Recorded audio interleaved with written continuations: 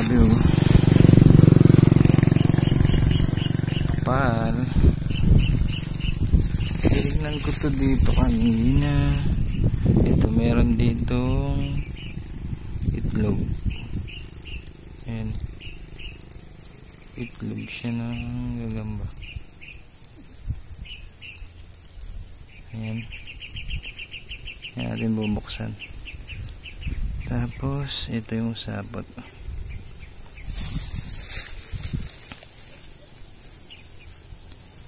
Ayun, kita yung laman dito.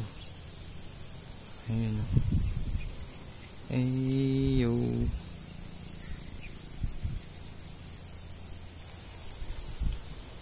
Nang itlog na to. O iba yung nanay nung itlog na yun. Yan, tatalo na siya. Yun, nagising. Tatalon to for sure. Tapang. Tulog na tulog eh.